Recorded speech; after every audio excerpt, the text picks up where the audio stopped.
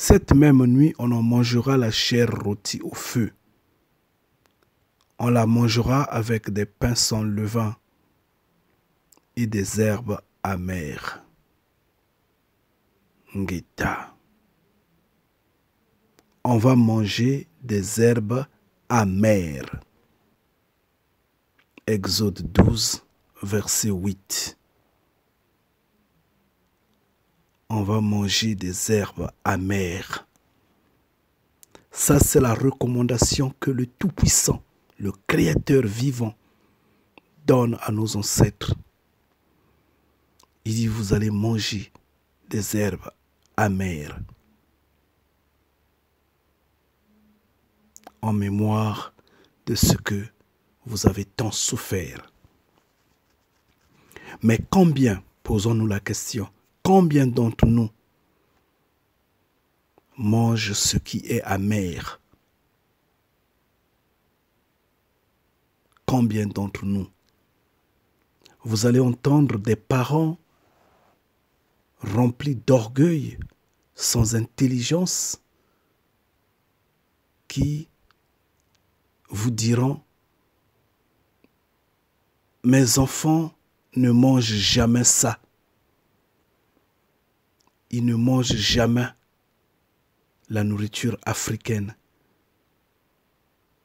Ils n'aiment pas la nourriture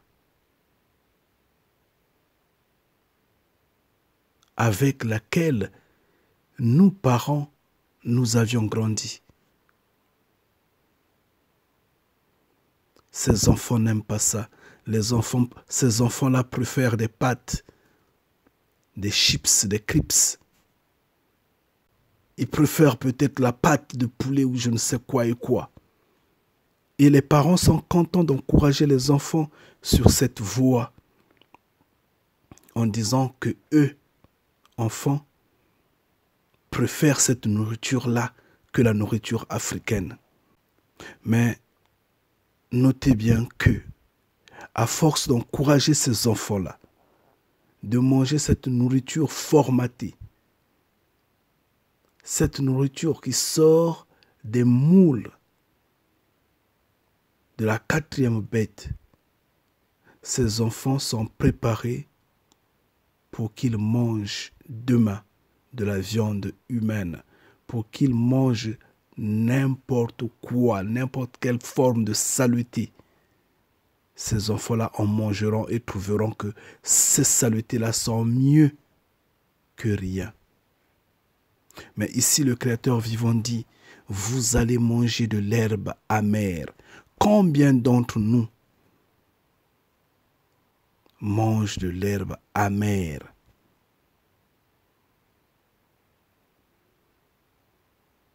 Combien d'entre nous encouragent leurs enfants de manger ce qui est, soi-disant, africain? Si ce n'est les encourager à manger des pâtes à la con.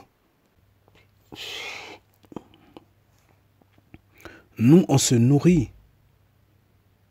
Nous, on se nourrit avec des pains remplis de levure. On se nourrit avec du pain ayant de la levure. Mais le Père dit, mangez du pain sans levain. Cela ne s'entend pas qu'on ne peut pas manger du pain avec la levure.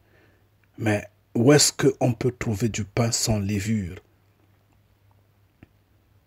Et nous devons aller maintenant à penser, parce que tout ce que le Créateur interdit, tout ce qu'il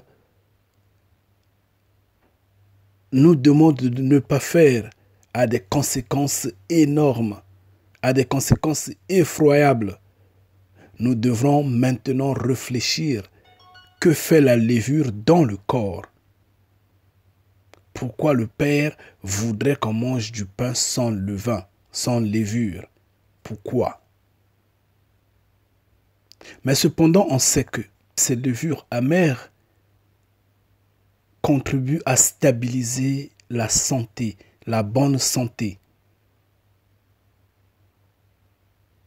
Ça fait un contrepoids au sucre. Ça fait un contrepoids à ce qui est aigre, à ce qui est acide. Ça fait un contrepoids. Et ça fait que nous soyons en bonne santé. Nous soyons forts. Mangez ce qui est amer. Le Père dit des herbes amères, des légumes amers. Mais combien d'entre nous en mangent? Combien d'entre nous en mangent? Pensons à la santé que Yah nous a donnée. Pensons à la vie que Yah nous a donnée et cherchons à équilibrer cette vie en ayant une bonne santé. Et la bonne santé signifie manger de même ce qui est amer, manger de même ce qui est aigre, manger ce qui est sucré, oui, à une condition que ce soit alimenté du miel pur, parce que le sucre tue. Le sucre n'est pas normalement recommandé. Pensez-y, équilibrez la santé. C'est important, chers frères et sœurs. C'est important. Chers frères et sœurs, chers bénis de Yah, je vous en prie. De la même manière que nous vous encourageons de parler aux enfants. Je dis bien, parler aux enfants vos langues maternelles, vos langues. Parlez aux enfants en vos langues maternelles. Une fois que vous êtes à la maison, parlez aux enfants en vos langues maternelles. Le français, l'anglais, l'espagnol, le portugais ou je ne sais quelle langue, ils vont apprendre à l'école. Mais à la maison, parlez la langue maternelle. Parce que de par le passé, on a été un peu trop idiots. Comme ces parents qui se disent fiers que leurs enfants puissent parler français, étant donné qu'eux-mêmes ne sont pas français. Étant donné que la langue française en est une langue tout à fait étrangère pour eux. Mais ils préfèrent que leurs enfants parlent français. Et ils s'enorgueillissent, ils disent « Mes enfants ne parlent que français. » Oh non, arrêtez, ne leur parlez pas en langue maternelle. Ils ne comprennent pas, ils ne vont pas parler. Eux, ils parlent seulement français. Ça, c'est le langage, le temps, l'expression des idiots, des égarés, des morts. Ceux qui ne connaissent pas, qu'en s'éloignant de la langue maternelle, en s'éloignant de leurs racines, ils sont en train de s'autodétruire. Ils ne le savent pas. Arrêtez de parler les langues étrangères aux enfants. Je dis bien, arrêtez. À la maison, parlez en vos langues maternelles, en vos langues familiales. Laissez les langues étrangères être apprises à l'école. Ne soyez pas orgueilleux, ne soyez pas façonnés des langues des autres. Abandonnez. Je vous en prie, déchaussez-vous parfois.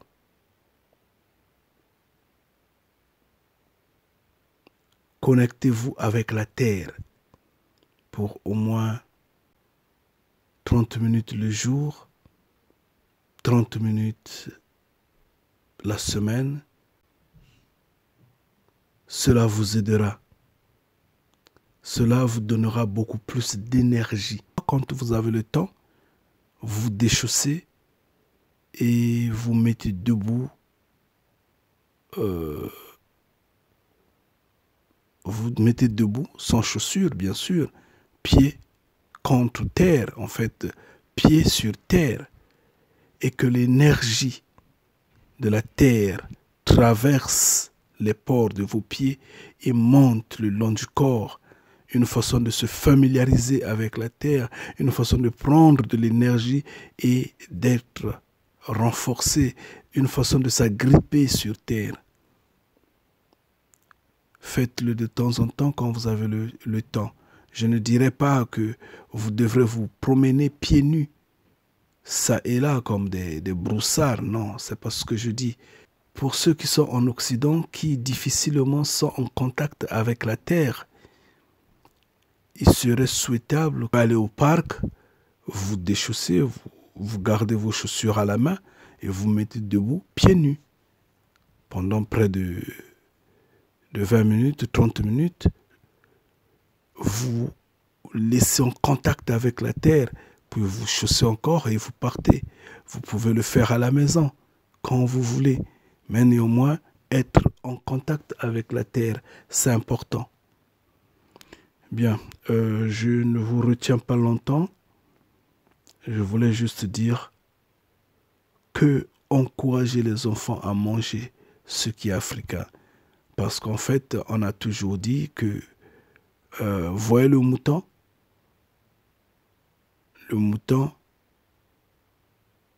la feuille que le mouton mange, c'est la même feuille que le petit mouton mange.